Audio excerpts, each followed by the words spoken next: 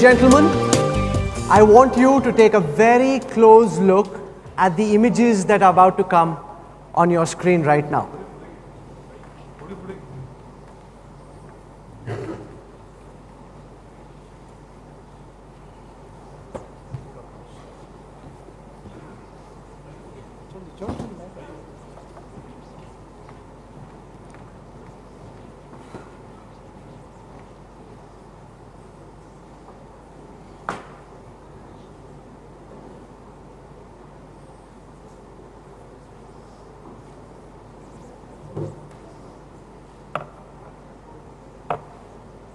So sit.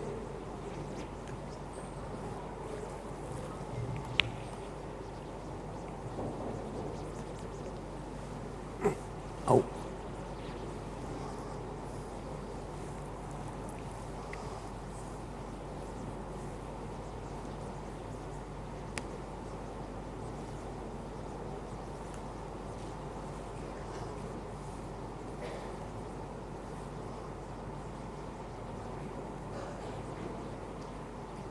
Samakya? Just give us a moment as we try and organize between one session and the other. Just give us a second, please. Ladies and gentlemen, I want you to take a very close look at that split screen in front of you. On the right side of the screen is India's top gun, Air Chief Marshal B.S. Dhanoa. On the left side of the screen is the Pakistani Air Force Chief, Mujahid Anwar Khan. Both chiefs are flying fighter aircraft. But can you spot the difference? The Indian chief is captaining the MiG-21 fighter jet, while the Pakistani Air Force chief is sitting in the rear of the cockpit. The Indian air chief is flying that fighter jet. The Pakistani chief is out for a joyride. When you are 62 years old, have 41 years of service and are a few days away from retirement, you have to have a crazy streak to watch. But hey, don't all fighter pilots have a crazy streak in them? Our special guest at the India Today conclave has a whopping 3,140 hours of flying experience. He was commissioned into the Indian Air Force in June 1978. Like our new hero, Wing Commander Abhinandan Varthaman, Dhanoa too ejected from a MiG-21 fighter when he was in the cockpit and was back flying in 9 months' time. He led the 17th Squadron, the Golden Arrows, during the Kargil War, and for his bravery and innovative attack plans, he was awarded a Yudh Seva Medal. This is the first time ever a sitting serving chief of the Indian Air Force is joining us at the India Today conclave, and there couldn't have been a more opportune time, because never before in India's contemporary history has the Air Force been quite as much in the public eye as it has been this year. I want you to join me in welcoming to the India Today conclave the chairman of the Chief of Staff's Committee, mastermind of the Balakot airstrikes, ace fighter pilot, India's top gun. Ladies and gentlemen, let's hear a thunderous round of applause as I introduce, welcome, Air Chief Marshal B.S. Dhanoa.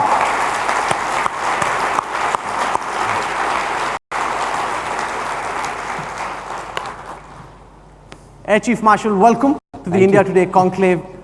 Under your watch, the Air Force has been more in the public eye than it ever has before. We don't have a cockpit, so you can't take off, unfortunately. But tell us, you know, all the time the limelight, I'm a Fauji Bacha myself, all the time the limelight's on the Indian Army. You know, you've taken the limelight away from the Army and now you have it on the Air Force. No, it is not like that. You see, the Indian Army is fighting a daily battle in counterinsurgency. It is not that they want to come in the limelight. No, they are in the limelight because they are fighting every day. That is there. And yes, Air Force was called upon to fight, so we fought in that thing. So that particular period of time, who was doing what? And everybody has a role to play. So they have a role, and they are doing it very well. And we were asked to do a role, and I thought we did that also very well. But what you did was remarkably special, and special because not since 1971 has the Indian Air Force on purpose and deliberately crossed the line of control and delivered such an effective message. When the whole airstrike was being planned, Air Chief Marshal, what was going through your head? No, it is not like that. It is the Indian Air Force, even after the Parliament attack in December 2001 and after the 26/11, had always said that we are ready and we are ready to go. And actually the decision, the making is on the political leadership. Armed forces are supposed to be ready for the contingency and prepared and trained and equipped to carry out the contingency. It is the political leadership that takes the call and then decide that yes, we should use which arm of the armed forces they are going to use. So that is their call, and I think the risk taking has been, major risk taking has been from their side. So we were always ready. To what extent do you think things have changed? I remember you having a key operational role in 2001, and I want to share with everyone sitting here a small anecdote. This was after Parliament had been attacked, and at that time too, the whole option of using the Air Force as a strike weapon was being assessed. And at that time, some intelligence officer apparently came up to you and gave you a broad description of where the terror launch pad was. And the Air Chief Marshal said, what do you want me to do? I need coordinates. Unless I have coordinates, how do I go in and strike? How do you think we've changed? That's the focus of, when human intelligence is given, it has got a particular input, and we need actually targeting information. What is the target, where is it located, what are the coordinates, and what it is made up of, most important, because that is how we select our bombs. So this was, there was a slight disconnect, and I think it goes to the credit of the then chief. It started with Air Chief Marshal Tipnis, that he said, yes, we could be called to do this option, so we need to study it. So initially it was ground intelligence, so आगे की photo, पीछे की photo. So only thing I said, मैं dinner खाने थोड़े जा रहा हूँ to drop a bomb. So please give me the coordinate. But of course, and now you see in the recent operations, the kind of output that came, it was fantastic. Sir, you're a professional Air Force warrior. There was so much controversy and talk in the media कि मारा नहीं मारा, गिरा नहीं गिरा, सही गिरा, गलत गिरा. What was going through your head when the Air Force had come out and said, we've struck successfully, and you've got politicians of all hues saying, pata nahi kya hua, gira nahi gira, and that became a big issue? See, we are responsible to the national leadership, and whatever information we have got, we presented to the national leadership. That is our job. And in any mission, whenever you do a strike, there is something known as bomb damage assessment. And so that bomb damage assessment is carried out. Okay, you wanted to hit so many targets, how many have you hit? What have you missed? Which bomb did not go where it is supposed to go? So that kind of analysis is carried out, and then not only that, in your planning process also a lot of redundancies are built up. Okay, nobody says that I need only 2 bombs, and no, it is never done like that. There is something known as over target requirements. The whole thing is built up, and then based on which you build up a package. A lot of things can happen. If somebody can get intercepted, some aircraft can go down. So end result, you have a look that whether you have achieved your stated political objectives or no.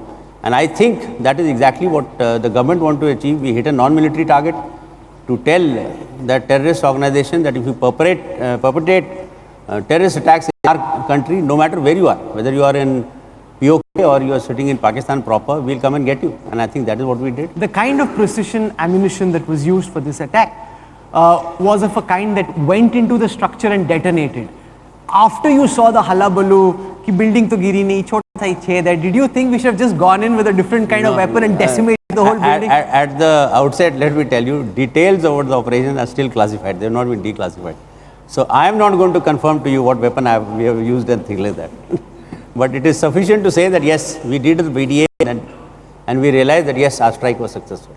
When Wing Commander Abhinandan Vartaman's fighter jet went down, and as somebody who'd been part of an ejection yourself, you ejected I think in 1988 from a MiG-21 yourself, what Air Chief Marshal was going through your head at that time? No, I know Abhinandan from the time he was a child. I knew his father. We did the FIs together. And I knew the family very well. And all that I did is I told, you see in Kargil I lost my flight commander, Ajay Ahuja. He ejected and then after he landed, he was shot. So that was playing on my mind that we must get him back. So when he ejected and I got in touch with his father, I told him, Varta sir, I couldn't get Ahuja back, but definitely we'll get Abhinandan back. And that is a credit to the national leadership that we could get him back in record time. So You flew with Abhinandan recently. We'll have those images back on our screen. I'm very curious to know, what do fighter pilots talk about when they're flying? No, it is like this, that I was supposed to do my clearance, I have to return my flying clothing. So all those things, I said I have to come and fly one sortie before I have my uniform. So I decided that okay, I'll fly the sortie, and lucky for me, he had been medically cleared. So I told him, I said the two of us will go in a two-seater, and he's got all his categories back. So he sat in the rear and I sat in the front, and we did the sortie. And and it also presented, I'm sure everyone sitting here will agree, such a fantastic image of the Indian Air Force, that you've got an officer who's down, and the Pakistanis are trying to unnerve him, and he's sipping and having chai. That is the swagger of an Indian Air Force job. That's just completely ultimate. No, his behavior post his capture was exceptional. Let me start with that. If you see first of the few videos, he was blindfolded. He doesn't know. And all of us knew that Ahuja didn't come back. So, in spite of all that, his demeanor and his posture and the candidness with which you are speaking speaks very highly of his soldierly abilities. Actually, basically, we are all soldiers first. So what do you think of the Pak Air Chief Marshal? You are sitting in the front of a MiG-21. He's got an F-16. F-16s are easier to fly. He's doing a joyride. I don't know. I will not comment on that, because that is his prerogative, what he wants to do. I don't know which aircraft is he qualified on, why he was. Maybe if I was flying a Su-30, I also would have been in the rear cockpit. No, but he's an F-16 pilot. If he is, I don't know. It is not that. It is, see, aircraft flies. Being modest. No, aircraft flies based on laws of physics. Let's be very frank about it. Aircraft does not know whether it is a male, female, flying officer or air chief marshal inside. Okay. So when you want to fly an aircraft, you have to devote a lot of time. You have to go through your checks, procedures, emergencies. You have to go through a simulator, and somebody has to clear you. Some qualified pilot clears you. I always fly a two-seater when somebody clears me, and then only I fly solo. It is not that I am the chief, so I'll go and fly. No, it's not like. So you have to devote a lot of time. You got to have time if you decide to fly. And if you don't have the time, then I think you can only fly in the rear cockpit. Two things happened at that time. An Indian strike package went in, we took out terror targets in Balakot, and then there was a counter attack from Pakistan, in which India has been consistently saying an F-16 went down. But so far there's been no evidence. That Dusra pilot that Ghafoor speaks about, what do you think happened to that Dusra pilot? You see, the evidence, unfortunately, the aircraft that Abhinandan's aircraft did not come back.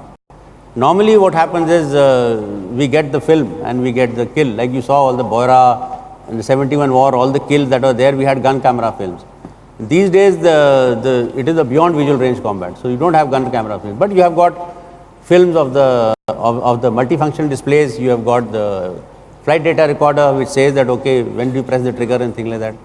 Unfortunately, those things didn't come back to us. But to substantiate our case, one was of course which we presented to the press of the radar picture and track vanishing around the same time when Abhinandan was very close to it.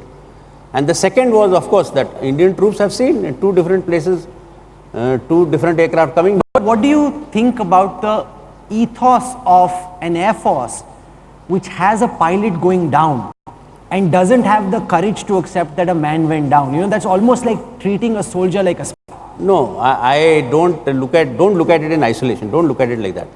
What happened in Kargil? Did they acknowledge after Kargil that it was their soldiers? Did they come and after first? Did they come and take the bodies? Who buried the bodies? The Indian Army with full religious rituals. They buried the bodies on the site.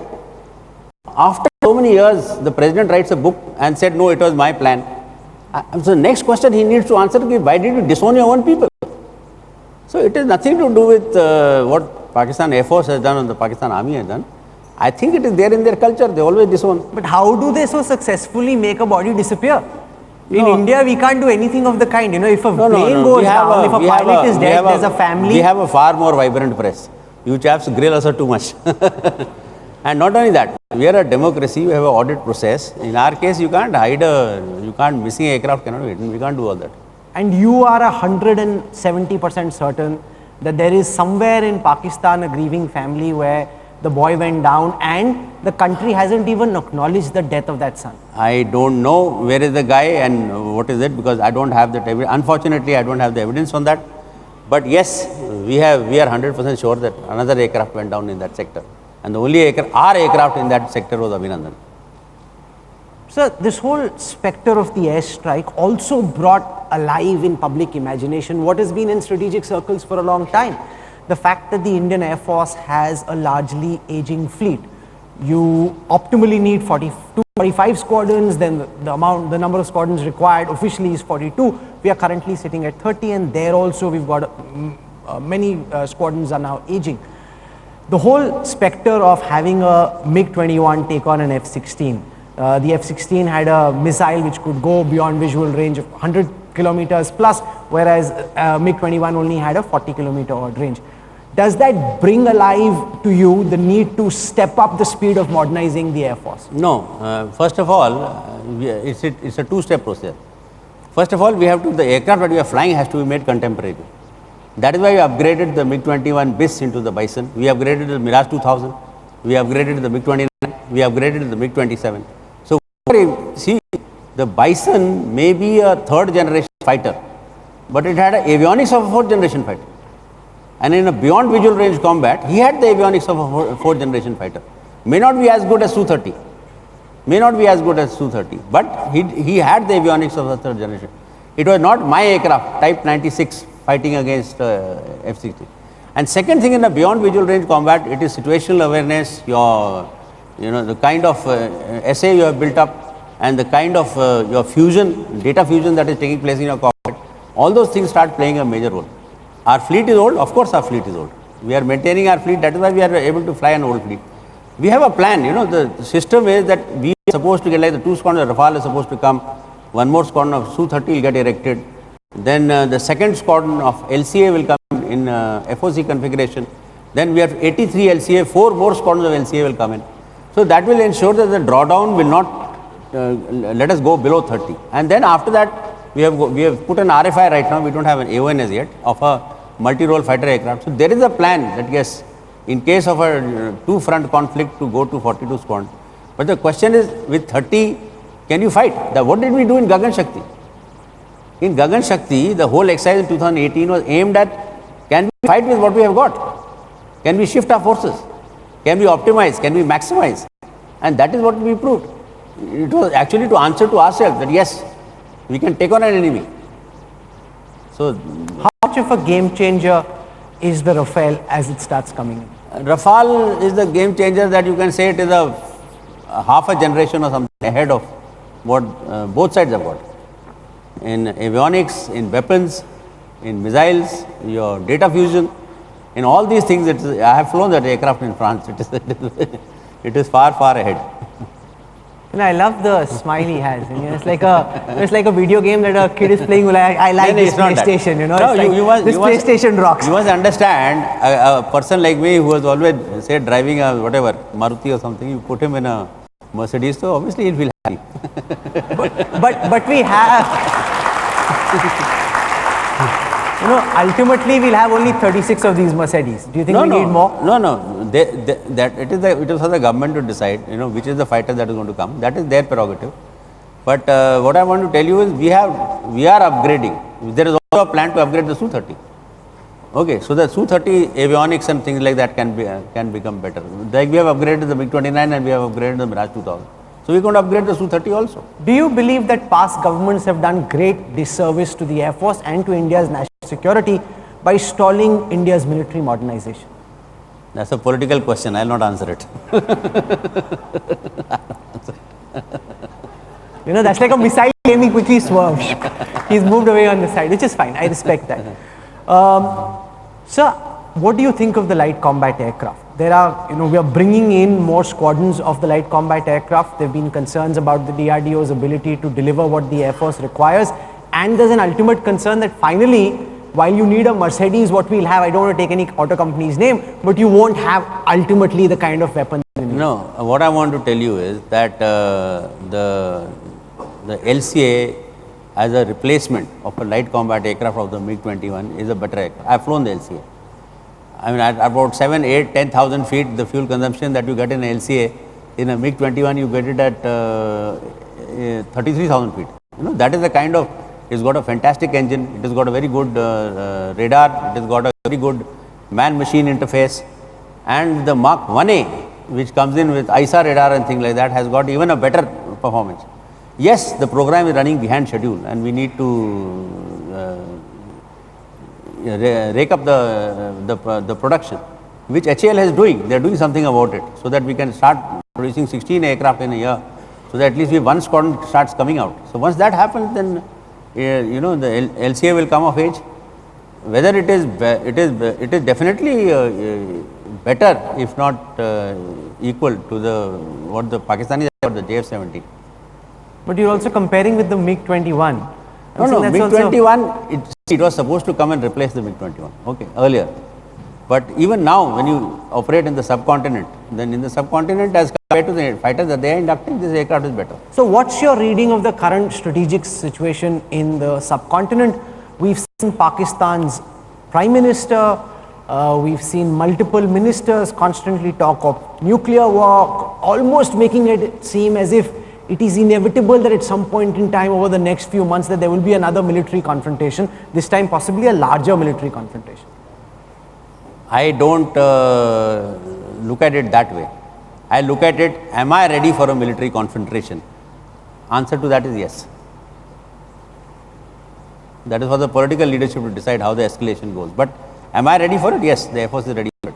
In fact, when I wrote my letter to all the officers when I took over in 2017 in the month of March, I told them, I said, you have to be ready to fight a war in a very short notice. That is exactly, I told you, we exercise the same thing in Gagan Shakti. Are we ready for it?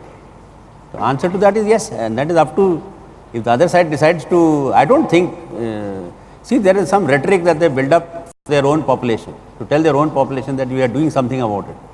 That is their local this thing. And their capability, we know what the capability is. It is not a two-front war. That is not an issue. Do you think that Balakot changes the whole strategic scenario in the subcontinent? Because Pakistan would have never really expected us to go to Balakot and bomb their terror targets over there. They would have thought that there may be some kind of a surgical strike on the ground by another Air Force. This is completely beyond the realm of what their Air Force Army expected. No, you must remember, Pakistan has always underestimated our national leadership. Always. 65 wars underestimated Shri Lal Bahadur Shastri. They never expected him to open up the front and go to Lahore. And then they were surprised. They thought he will be fighting only in Kashmir, in Chamjaudia and things like that. They were surprised.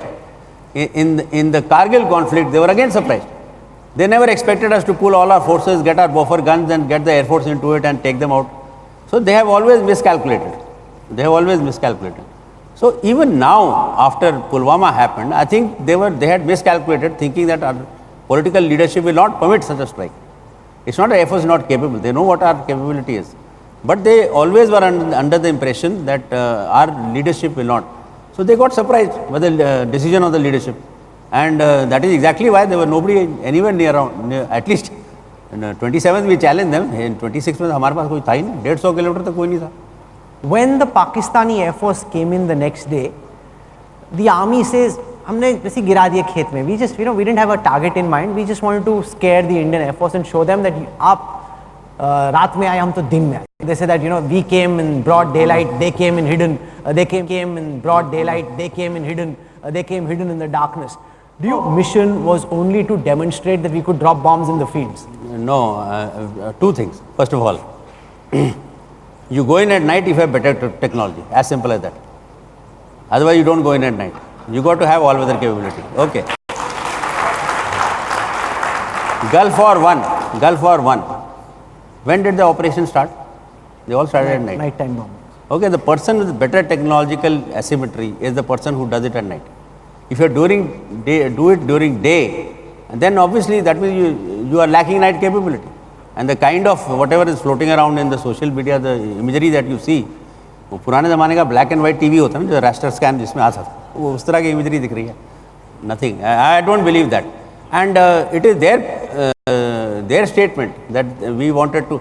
But normally, if you want to just indicate something, first of all, the caliber of weapons is low. You always fire lower caliber weapon. Like Israelis do it. They put a door knocker, roof knocker. They put a small bomb to tell the people vacate the building because we know there is an arsenal below and we're going to hit it after that. But the caliber is lower. First of all, the caliber is very heavy. And secondly, many of them fell within the safety distances. If somebody was outside, he could have got killed. So I don't think this is a. Do you think they missed their target? No, Do you think that specific target they wanted to hit and they missed? This is a spin that they have given after they have missed the target. So you are saying the Pakistani Air Force had specific targets? See, our air defense had challenged them. Unlike in their case, their air defense had not challenged us. Our air defense had challenged them. That is the difference between the two scenarios.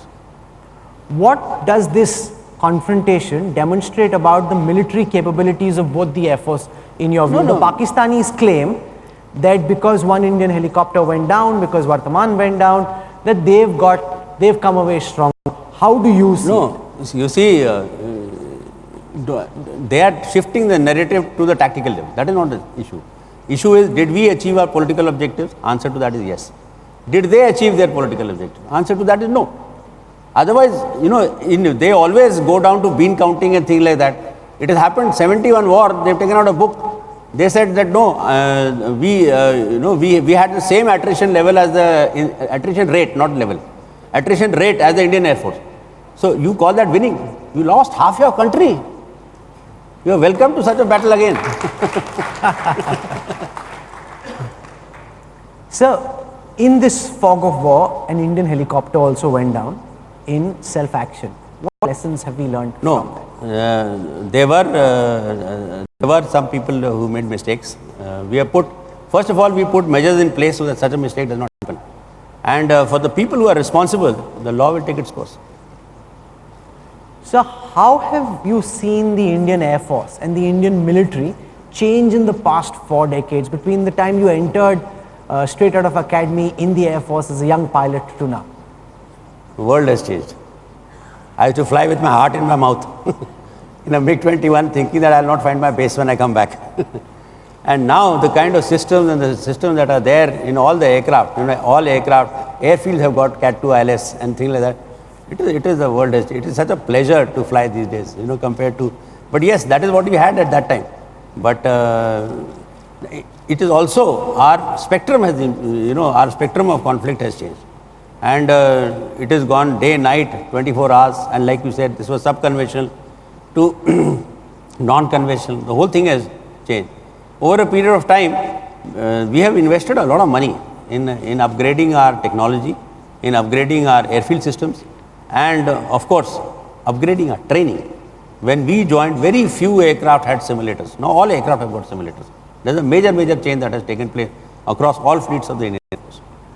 One of the other things that's changed is that we now have more and more women in active combat roles in the Indian Air Force. We've got women fighter pilots as well. There are those who would say, oh my God, what if Vartaman was a woman? Then what would have happened? How do you see this whole emergence of women power in the Air Force? No, Air Force right from the beginning inducted women in all branches. I mean, initially they were in the ground duty branches, then we inducted them into the flying branch. So in our case, women entry was open to all branches. So for us, it was much easier to give them permanent commission, as in when we were told that yes, the ladies have to get permanent commission, it was much easier for us to give them permanent commission. As far as combat missions are concerned, she is a soldier like anybody else, and she trained accordingly. There is no difference. And as far as the aircraft goes, the one in which she is fighting, I told you it is gender neutral. It's like a car. Car ko thodi pata hai male hai ki female hai. And that's such a strong message also to all the young women who potentially want to join the Air Force. Do you think that interest in the Air Force is skyrocketed after the Balakot airstrikes? Earlier, you wanted to be a special forces commando, go in and do a surgical strike. Now everybody wants to be Vartaman and Dhanova. It's not that. That is how you feel. Everyone always wanted to be a fighter pilot. Sir, do you think fighter pilots have a bit of a crazy streak in them? No. थोड़ा बचपना होता है. क्यों होता है, sir? How will you fight otherwise? You got to have that streak in you. Because there are critics in the services and outside who say Vartaman maybe overshot his brief. When he was called back, the lady was calling him back, he had turned around and come back. He got excited, again he went over. You see, in the heat of battle, to sit in a sofa and decide what a person has done in the heat of the battle is not fair. Okay, at that particular time and that thing, it is Josh. It is you have a target in front of you, and I think for us to judge right now is not correct. He did what he thought was the best at that particular period of time. And what I am trying to tell you is that not only that, we are encouraging. In our case, is not just the fighter pilot goes and wins the battle. No, we gave fighter controller, the first I think lady in the history of the Indian Armed Forces to get a Yudh Seva medal. Okay, and what was her role? She was the person who was directing. She was the person who made sure that the people, turned at the minimum abort range so that all their AMRAAMs have missed. Firing their AMRAAMs from D-Max 1. So you have to give her full credit. It's not only the fighter pilot, no. And she won a Yudh Seva medal. Absolutely. So as we conclude this session, last time the Indian Air Force went in and struck in Pakistan deep inside, the Pakistani Air Force was unaware. They didn't even think that this is possible. Next time they'll be ready. If there is any kind of a terror attack, they'll be looking up towards the skies. Do you think we can go in, inflict even more damage or as much damage and come back unscathed? See, your force packaging, when you do your force packaging, the force packaging is done in such a manner depending on what is the threat and what is the level of readiness on the other side. If it is a total strategic surprise, then you don't have to have such a large force. If we know that he knows, okay, then you have to have a force package which has got other people, the EW people, the jammers and a lot of other people will be there. Yes, you know how to meet your objective. We have got a fantastic combination of Sukhoi 30 with the BrahMos, for which they have no answer. Okay, so we have got a lot of things up our sleeves. You retire in a few days, you're looking forward to retirement? Oh yes, I'm looking forward to retirement. Sir, I must say that you have a ton or a missile of gratitude from everyone sitting here in this audience for what you and the Indian Air Force and the Indian military achieved in Balakot, showing the enemy that not just can we make a shallow incursion, we can strike terror deep inside Pakistani territory. For having done that so successfully and for having come back with national honor and pride, Air Chief Marshal B.S. Dhanoa and every single Air Force warrior, you have our nation's collective gratitude. We thank you so much for joining us here at the India Today conclave in Mumbai, and we wish you all the best. And given how much and how well he speaks, I hope that once he's out of his uniform, you'll be a regular guest on India Today television. Ladies and gentlemen, let's hear it for India's top gun, Air Chief Marshal B.S. Dhanoa.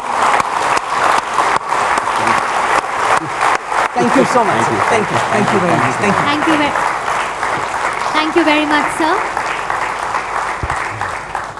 Thank you very much, sir, and thank you, Rahul. Can we invite Mr. T.S. Susil Kumar, Managing Director of LIC, to please present our honorable guest with a token of appreciation. It has been an absolute privilege for us, sir, to have you here with us today. Thank you, sir. Thank you very much. Thank you.